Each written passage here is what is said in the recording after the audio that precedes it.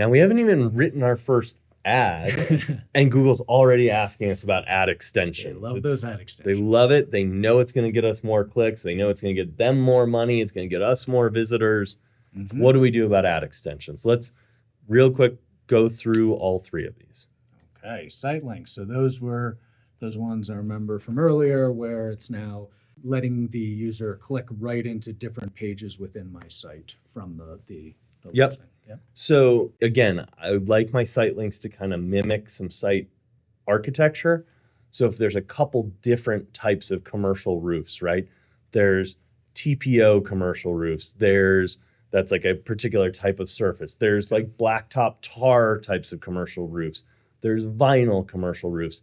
If I've got a page for each of those different types of commercial roof products, I might want to drop a user directly on that. So if I'm searching for a commercial roof and I already know I want a TPO, synthetic membrane commercial roof, if it shows me that as a site link, instead of clicking going to your homepage, I can go right into that section. So we could write several site links that map to this. Okay. I don't know that we want to take the time to do that right now, but that's how I would investigate my site links. Yep. And typically, Google will show at least 2 in rotation, up to 4. So you have to enter 2. Otherwise, just from a graphic design, they won't show just 1. Mm-hmm. So make sure you've got 2. You're not limited by the URLs that you use. If you want all your site links to still go to the same page, you can do it. It's not considered a best practice. They will give preference to a site link that gives the user a better experience, lands them deeper in your site, and connects them with the kind of content they're looking for. Okay, great. So once we get the site all set up, we can come back and put those links all in at a later date. Absolutely. Excellent. And then you've got callouts. Yeah. So callouts, this was kind of like, I thought this was kind of a cheeky thing that Google did. If you've got a really simple site that you don't necessarily want to link to specific deep pages, you could just call out facets of your business. AAA approved, gold star, award-winning contractor. It's really just a chance for you to brag a little bit about your business and why somebody should click. If they actually click on that, they're going to still arrive at the same page, but your call out allows you to, brag about yourself a little bit. They seem like little billboard signs. Exactly.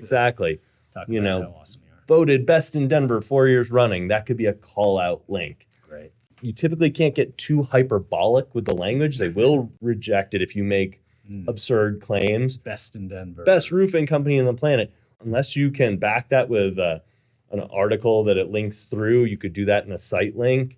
But if you can't back your claim, they don't want you using that hyperbolic language. But you can talk about, licensed and insured, winner of this award. If they are true facts, you just can't say things like best ever. Cool. So over to the calls. I really like the call extensions. How do these work? They're really powerful. So you would put in the phone number that you want to use. And you can do this in a couple ways when you go into the advanced option. The first is you put in your regular phone number. It's going to ring in your office. They're going to immediately be able to connect.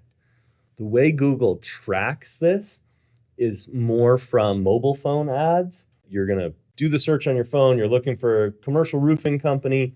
You see the ad. If you click on it so that it immediately starts to dial, they will record that and they will charge you for that like a click.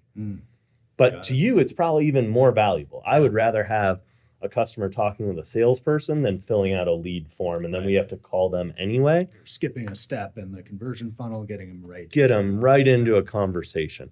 You can also go one step further, which is this call reporting, and they've got this under advanced function.